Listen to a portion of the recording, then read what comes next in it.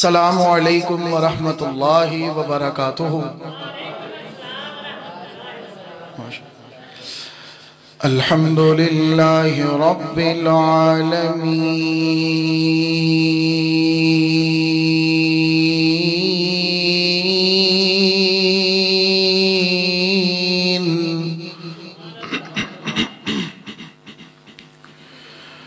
वल आक़िबतु लिल्मुत्तक़ीन।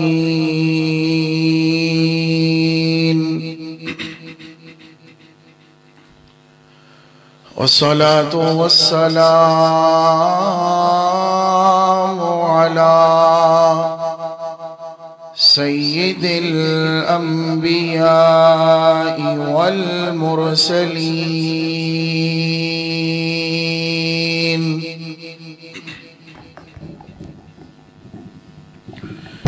वअला आलिहि वसहबिहि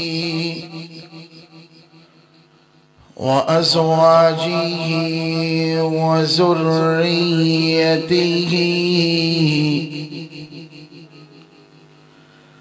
वउम्मतिहि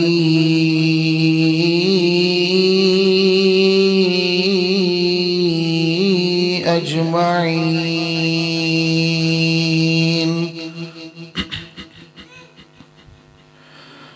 अरसलहुल्लाहु बिल्हक़्क़ि बशीरन व नज़ीरा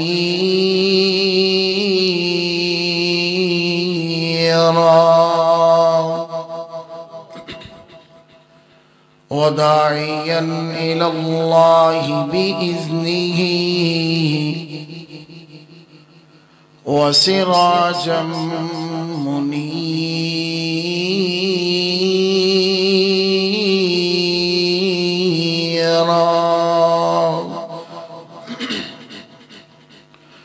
अम्मा बाद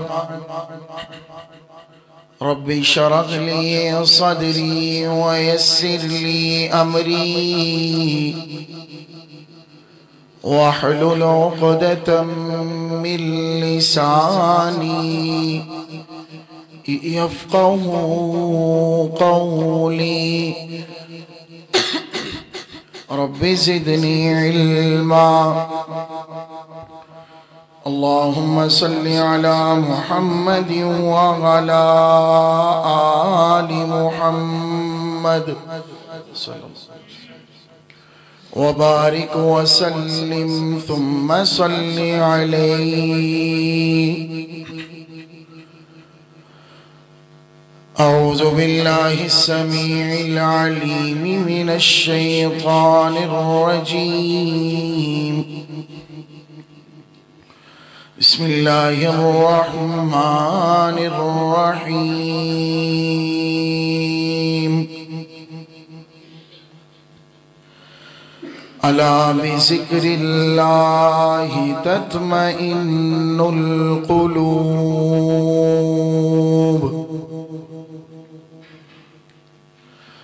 हर किस्म की हम्दो सना,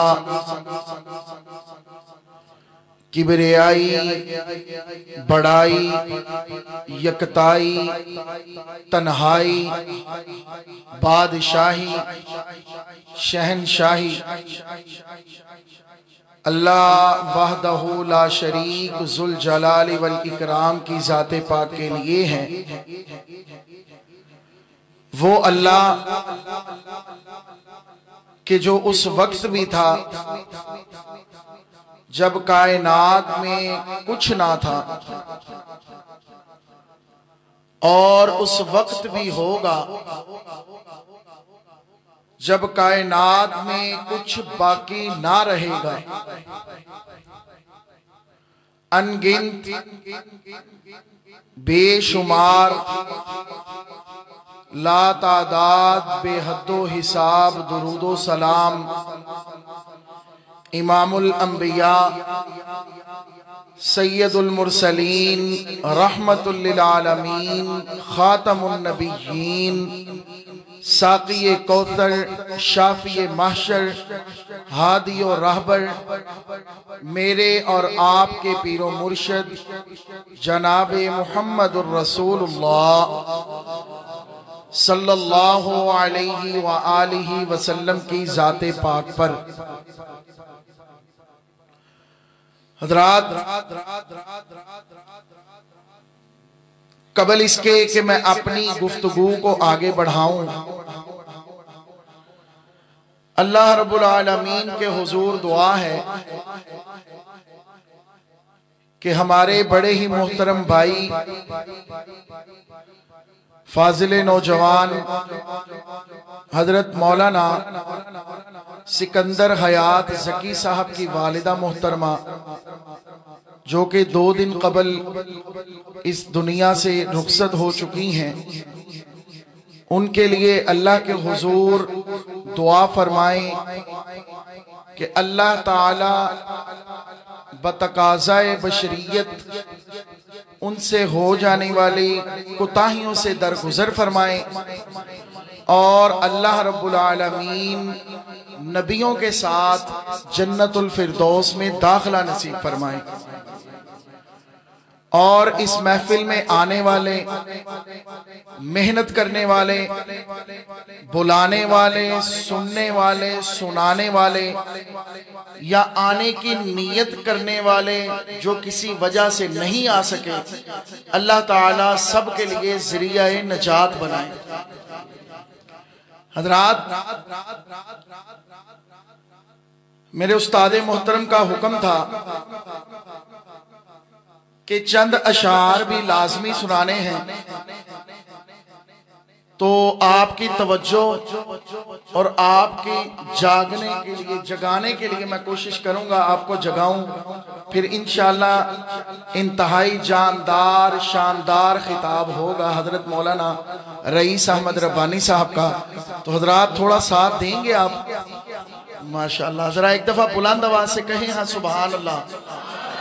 आए मैं आपको फिर मक्के की सैर करवाऊं, वो मक्का कि जिसके बारे में अल्लाह रब्बुल आलमीन ने फरमाया, इन्ना अव्वला बैतिन वुज़िया लिन्नास, कि वो मक्का में घर जो आपके लिए, लोगों के लिए मैंने बनाया, हुदल लिल आलमीन, जिस तरह अल्लाह रब्बुल आलमीन है, हजरत मुहम्मदुर रसूलुल्लाह सल्लल्लाहु अलैहि वसल्लम रहमतुल लिल आलमीन है, इसी तरह मक्का के बारे में अल्लाह रब्बुल आलमीन ने फरमाया हुदल लिल आलमीन, कि मक्का हिदायत है तमाम जहानों के लिए।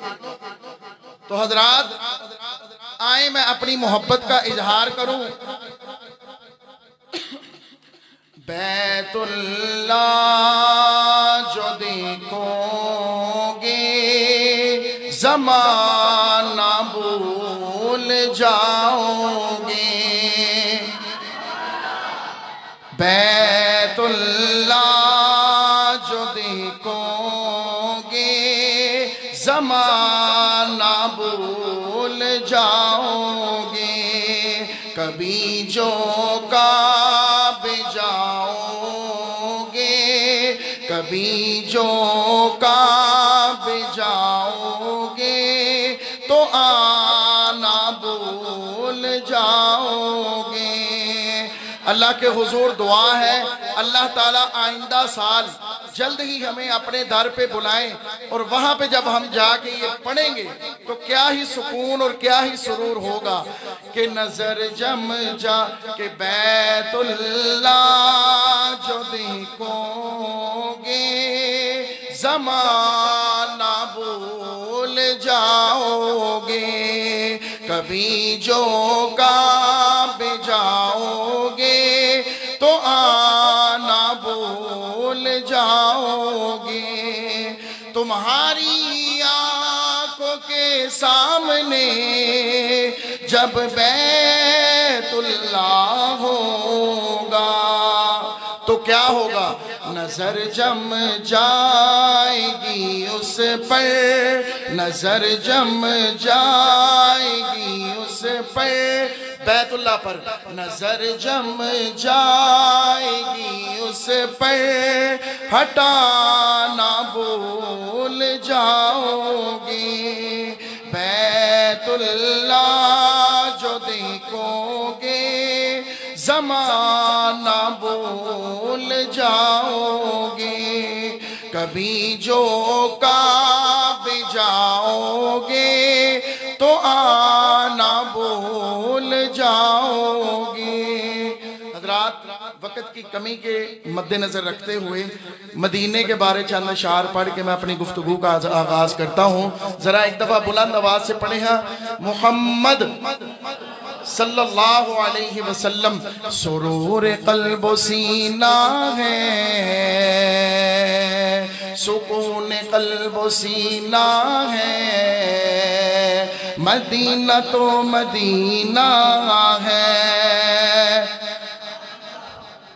क्या बात समझ नहीं आई?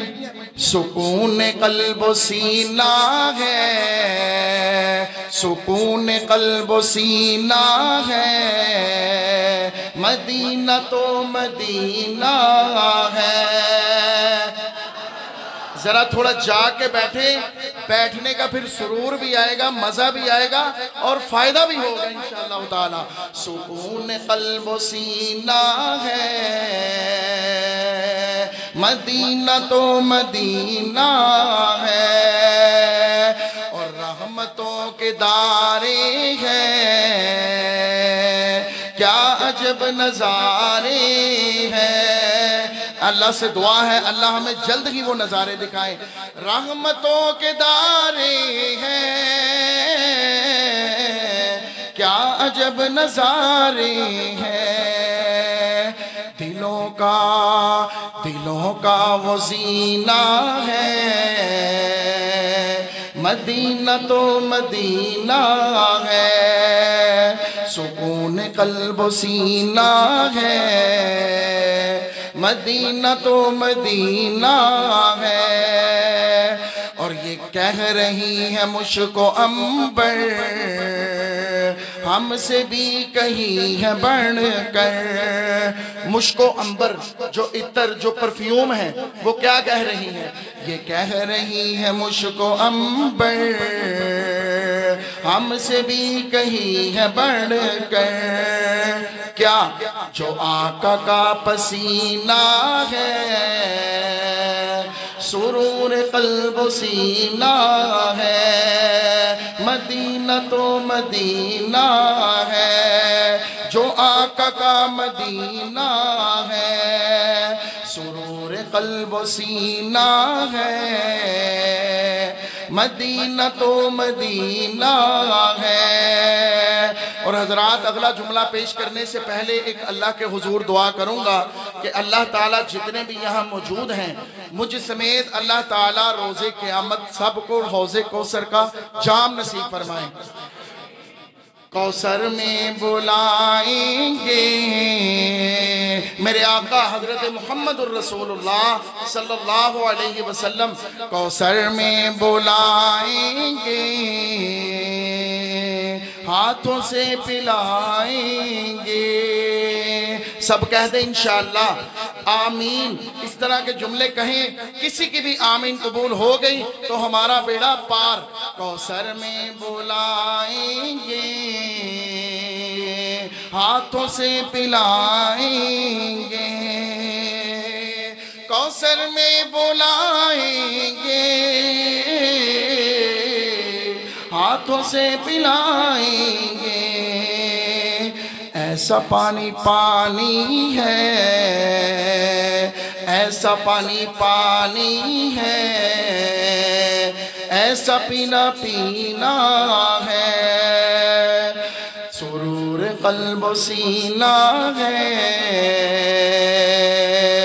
मदीना तो मदीना है, सुरूर क़ल्ब सीना है, मदीना तो मदीना है।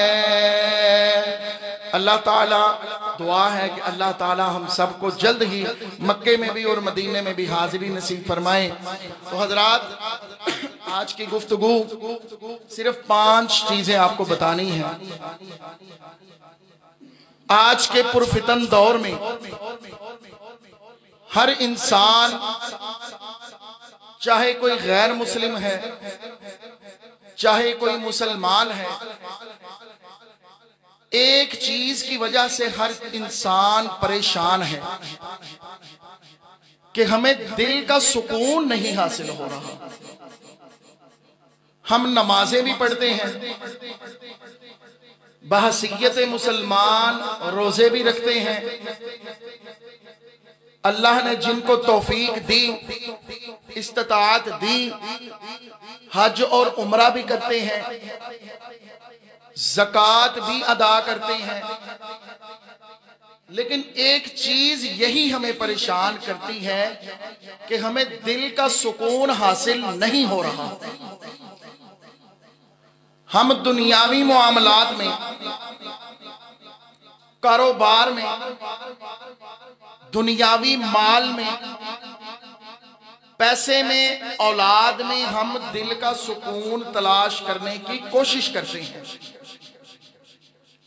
लेकिन अल्लाह रब्बुल आलमीन ने अपने कुरान मजीद में इरशाद फरमाया कि अला, खबरदार, बिज़िक्रिल्लाहि तत्मइन्नुल कुलूब, कि अल्लाह के जिक्र में ही दिलों का इत्मीनान है।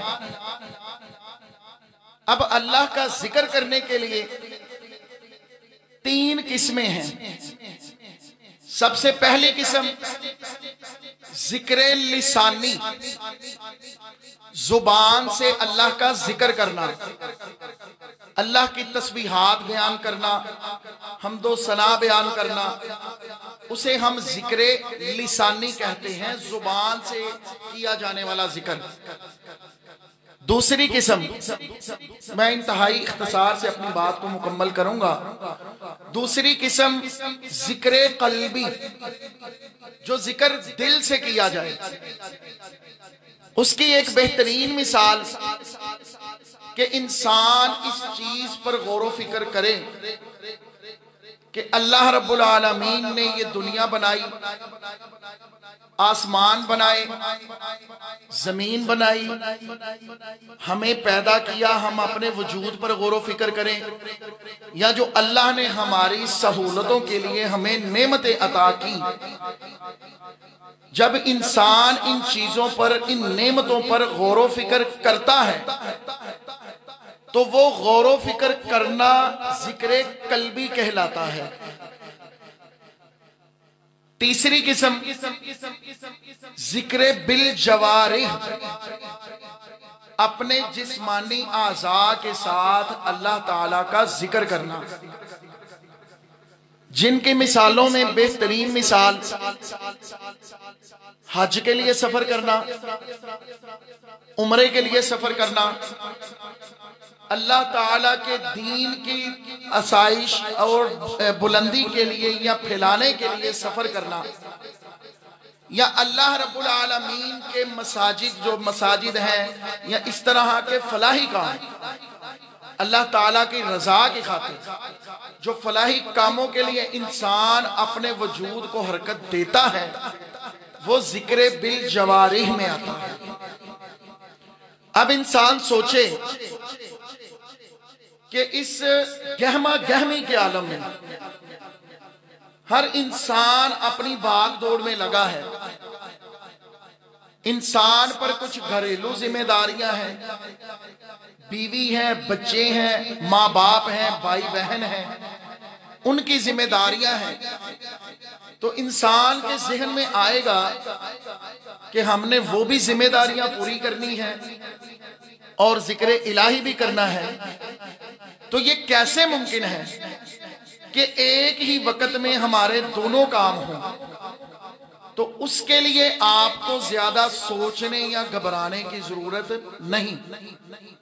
एक अमल, सिर्फ एक अमल आप मुकम्मल पाबंदी से करें, उसी ही में आपके जिक्र लिसानी, जिक्र कल्बी और जिक्र बिल जवारिह, ये तीनों किस्में उसी अमल में आ जाएंगी। ऐसा अमल के रोजे क़यामत सबसे पहले उसी अमल का सवाल होगा। कौन सा अमल है जी? नमाज। सिर्फ नमाज पढ़ लेने से आपके लिए जिक्र की तीनों किस्में उसी के अंदर आ जाएंगी। कैसे? आप नमाज को पढ़ते हैं, नमाज पढ़ने का हुक्म क्या है कि पूरे खुशू खुजू के साथ, पूरी तवज्जो के साथ नमाज को अदा किया जाए। तो जब इंसान अपनी जुबान को हरकत दे, अल्लाह अकबर कहे और नमाज को शुरू कर ले, अल्लाह अकबर कहते हुए जुबान का जिक्र हुआ, हाथ हिलाते हुए जिक्र बिल जवारी हुआ। तीसरी अहम किस्म कि हम जिक्र कल्बी, जब इंसान पूरी तवज्जो के साथ अपना दिमाग और अपना दिल भी नमाज के अंदर रखेगा तो आपकी नमाज तब ही मुकम्मल होगी। वगरना अमूमी तौर पर क्या होता है, मेरी बात का बुरा ना मनाइएगा, अमूमी तौर पर होता यह है कि हम नमाज के लिए घर से, दुकान से, कारोबार छोड़ के, खेती बाड़ी छोड़ के मस्जिद में आ गए, वजूद मस्जिद में ले आए, लेकिन दिल हमारा कहाँ? घर। दिल कहाँ? कारोबार में। दिल दिमाग कहाँ? खेती बाड़ी में। दिलो दिमाग कहाँ कि यार मैं दुकान छोड़ आया हूं, पता नहीं किन्ने को गाहक पीछे ना सके उन्होंने। तो हजरात, गुजारिश है, मुअद्दिबाना इल्तमास है कि नमाज पढ़ने के लिए आप आते हैं अल्हम्दुलिल्लाह, तो आप अपना दिलो दिमाग वजूद सब कुछ मस्जिद में लेके आया करें।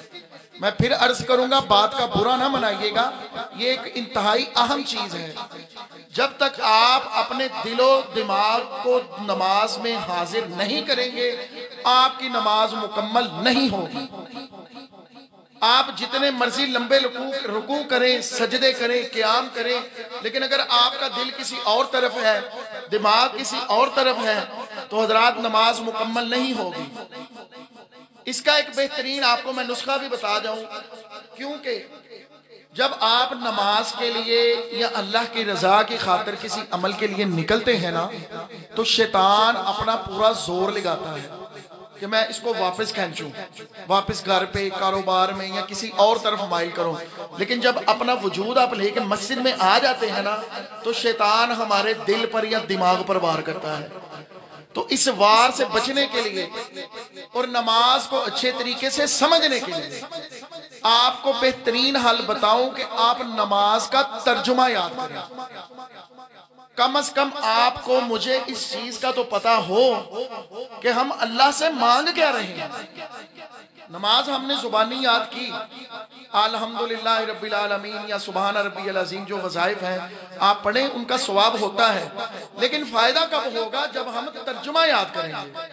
हमें पता होगा कि हम ये अल्लाह का जिक्र कर रहे हैं, हम ये जिक्र कर रहे हैं, ये मांग रहे हैं, ये तारीफ कर रहे हैं, तो तब जाके नमाज पढ़ने का फायदा होगा।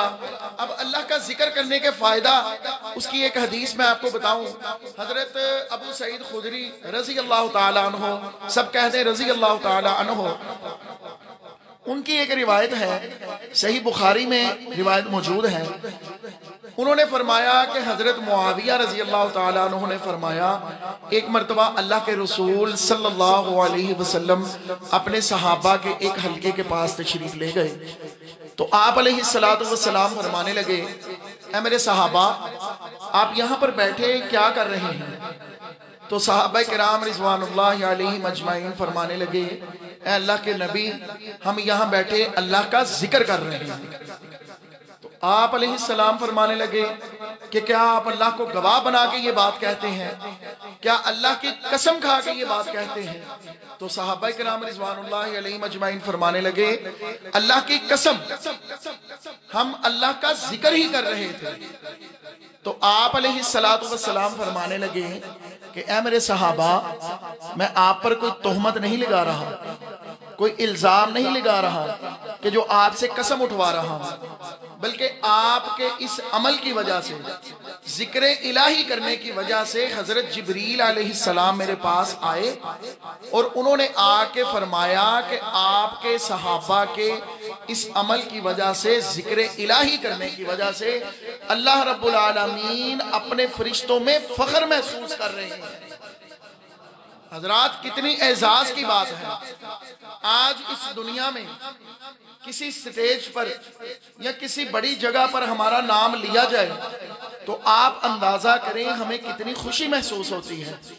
लेकिन उस बात के, उस बंदे के क्या ही कहने कि जिसका जिक्र हो रहा हो फरिश्तों में और जिक्र करने वाला खुद खालिक़े कायनात हो, उस बंदे के एजाज के क्या ही कहने।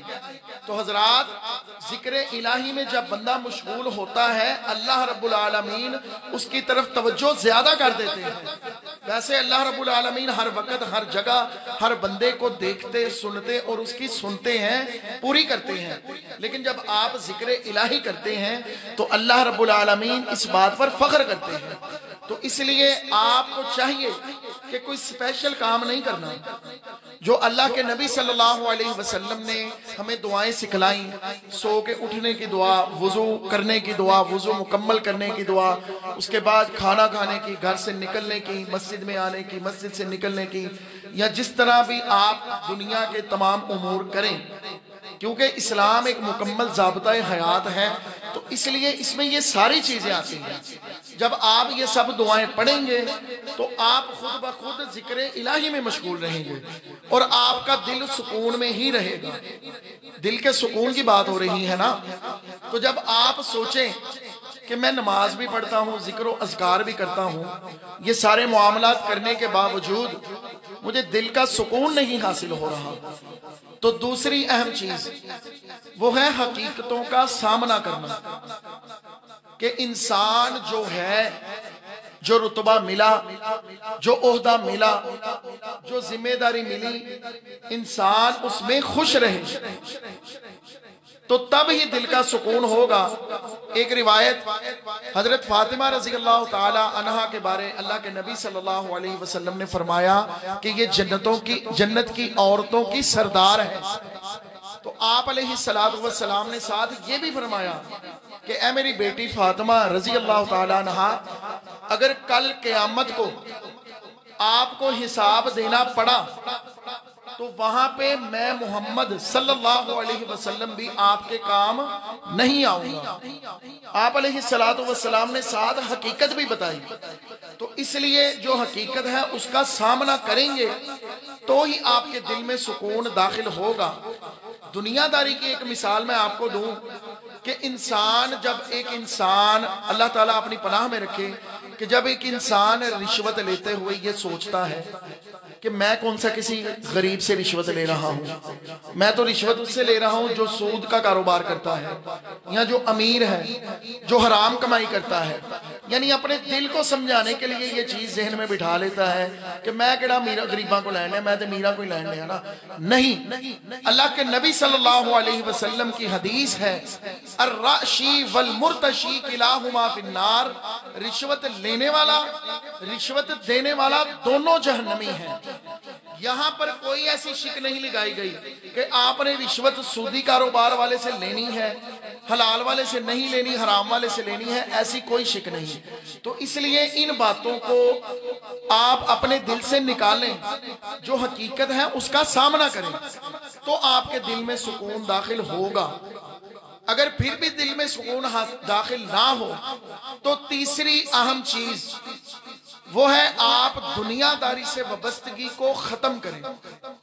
उसकी एक मिसाल कि अल्लाह के नबी सल्लल्लाहु अलैहि वसल्लम ने फरमाया, सब कहते सल्लल्लाहु अलैहि वसल्लम, मुहम्मदुर रसूलुल्लाह सल्लल्लाहु अलैहि व आलिहि वसल्लम, जब अल्लाह के नबी का नाम मुबारक आए तो आप बुलंद आवाज से सल्लल्लाहु अलैहि वसल्लम जरूर कहा करें। जो आप अलैहिस्सलातु वस्सलाम का नाम सुनकर दुरूद पाक नहीं पढ़ता, अल्लाह के नबी सल्लल्लाहु अलैहि वसल्लम की हदीस के मुताबिक अल्लाह के नबी सल्लल्लाहु अलैहि वसल्लम ने उस पर लानत फरमाई है। तो इसलिए अल्लाह के नबी सल्लल्लाहु अलैहि वसल्लम की लानत से बचना चाहिए। तो बहरहाल बात हो रही थी कि अल्लाह के नबी सल्लल्लाहु अलैहि वसल्लम ने फरमाया कि जो बंदा दुनिया को राजी करने की गरज से अल्लाह को नाराज कर दे, दुनिया की रजा के लिए अल्लाह को नाराज कर दे, दुनिया के रस्म रिवाज के लिए अल्लाह को नाराज कर दे, उसकी दुनिया भी बर्बाद और उसकी आखिरत भी बर्बाद। इसके बिल्कुल बरअक्स, अगर एक बंदा दुनिया के रस्म रिवाज की, दुनियादारी की परवाह किए बगैर अल्लाह की रजा की खातिर अपने तमाम आमाल सर अंजाम दे, तो वो बंदा दुनिया में भी इज्जतदार और आखिरत में भी इज्जतदार। अगर हम सोचें कि कोई एक रस्म, जैसे शादी ब्याह पे कई एक रसूमात आ गई हैं, हम ये सोच के उन रसूमात को पूरा करते हैं कि यार अगर मैं ये नहीं करूंगा तो दुनिया में मेरी, खानदान में मेरी, या मोहल्ले में लोगों में मेरी क्या इज्जत रहेगी। तो जब आप ये चीज जहन से निकालें कि इज्जतें देने वाला कौन? अल्लाह। इज्जतें अल्लाह के हाथ में।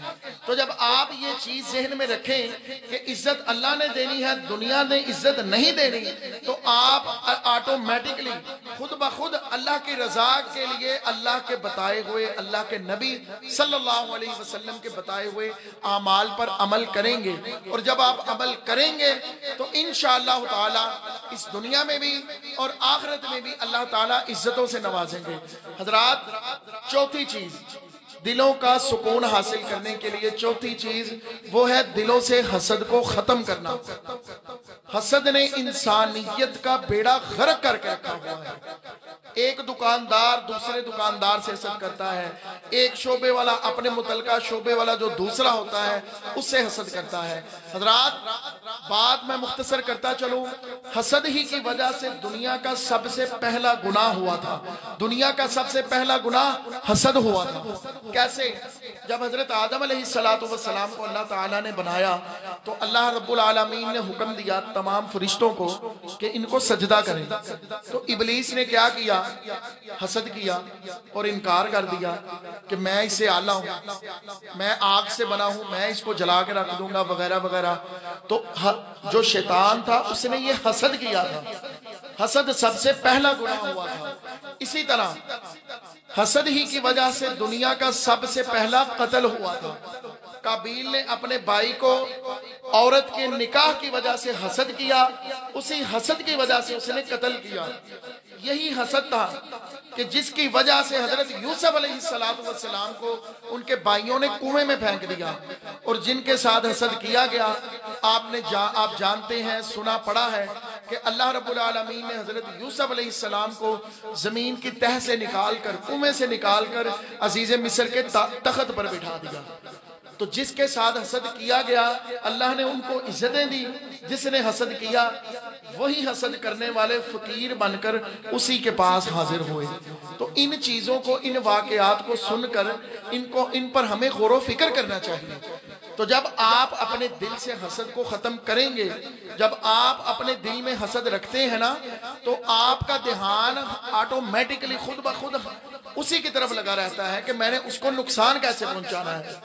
तो इसलिए हसद की बजाय एक हदीस में आपको बताऊं कि अल्लाह के नबी सल्लल्लाहु अलैहि वसल्लम ने फरमाया, आप किसी बंदे के पास कोई चीज देखें, एक इंसानी फितरत है ना कि किसी के पास माल या कोई चीज देख लें या ज्यादा इल्म देख लें तो इंसान को ख्वाहिश होती है कि ये मुझे भी मिले। तो ये जायज है, तलब करना जायज है, छीनना जायज नहीं। इस चीज को समझिएगा कि अल्लाह के नबी सल्लल्लाहु अलैहि वसल्लम ने फरमाया कि जब आप किसी बंदे के पास माल देखें, ऐसे बंदे को देखें कि जिसको अल्लाह ने माल दिया और वो अपने माल को अल्लाह की राह में खर्च कर रहा है, तो आप उस चीज पर रश्क कर सकते हैं कि ऐ अल्लाह, अगर आपने अपने इस बंदे को दिया है माल तो मुझे भी ये चीज दें ताकि मैं भी अल्लाह आपके रास्ते में खर्च कर सकूं। इसी तरह दूसरी चीज वो है इल्म, जिससे लोगों को फायदा हासिल होता हो। आप उस चीज की तलब कर सकते हैं कि ऐ अल्लाह, मैं भी चाहता हूं कि मुझे भी ये इल्म हासिल हो, मैं भी इस इल्म से दूसरों को, लोगों को फायदा पहुंचा सकूं। तो इसलिए इंसानी फितरत को भी मद्देनजर रखते हुए अल्लाह के नबी सल्लल्लाहु अलैहि वसल्लम ने अहादीस बताई, तरीके बताए हैं। तो आप अपने दिलों से हसद खत्म करें। जब आप हसद खत्म करेंगे आपके दिलों में ऑटोमेटिकली सुकून आएगा, आपका दिल इत्मीनान में आएगा। सिर्फ आप अपने ऊपर ही ख्याल करेंगे, दूसरों की सोच छोड़ देंगे। इसी तरह पांचवी और आखिरी चीज कि जब आपके दिलों का सुकून आपको चाहिए हो तो आप एक चीज को सोचें कि कहीं मेरे दिल में किसी के बारे बुग़्ज़ तो नहीं, कोई कीना तो नहीं, अदावत तो नहीं। जब आप अपने दिल में इन चीजों को पनाह देंगे, अदावत रखेंगे, बुग़्ज़ रखेंगे, कीना रखेंगे, तो आपके दिल में सुकून किसी सूरत में दाखिल नहीं होगा। तो इसलिए अपने दिल से ये बुग़्ज़ को खत्म करें। इसकी एक छोटी सी मिसाल दे के मैं बात खत्म करूं कि आजकल के दौर में किसी की गमी या खुशी के वक्त, बिलखुसूस खुशी के वक्त, आपको पता है जिसके घर में कोई शादी ब्याह या इस तरह की तकरीब हो, आज के दौर में, माजरत के साथ, आज के दौर में जिस घर में शादी ब्याह की तकरीब हो, उस इंसान को अपने घर में आए हुए मेहमानों की फिक्र कम होती है। ज्यादा फिक्र किस चीज की होती है? मेरा फलां रिश्तेदार नाराज है, मेरी फलां चाची, दादी, नानी, फूफी, चाचा, ताया फलां फलां नाराज है, मैंने उनको राजी करना। वो नाराजगी कब होती है? जब दिल में बुग़्ज़ होता है। गलतियां होती हैं, इंसान से ही होती हैं। अल्लाह के नबी सल्लल्लाहु अलैहि वसल्लम की हदीस है, कुल्लु बनी आदम खत्ताऊन व खैरुल खत्ताईन तव्वाबून, के तमाम बनी आदम की औलाद खताकार है, लेकिन बेहतरीन खताकार कौन है? जो तौबा करता है। तो इसलिए जब इंसान कोई गलती कर ले, आपसे कोई माफी भी मांग ले या नहीं भी मांगता, तो आप अल्लाह की रजा की खातिर उसको माफ करें, दरगुजर करें। जब आप अल्लाह की रजा की खातिर दरगुजर करेंगे, अपने दिल से बुग़्ज़ निकालेंगे, अल्लाह रब्बुल आलमीन आपसे भी दरगुजर करते हुए, आपकी कोताहियों से दरगुजर करते हुए आपके दिल में सुकून को जरूर दाखिल करेंगे। अल्लाह रब्बुल आलमीन से दुआ है, अल्लाह ताला जो सुना सुनाया उस पर मुझे और आप सबको अमल करने की तौफीक अता फरमाए। व आखिर दावाना अनिल हम्दुलिल्लाहि रब्बिल आलमीन।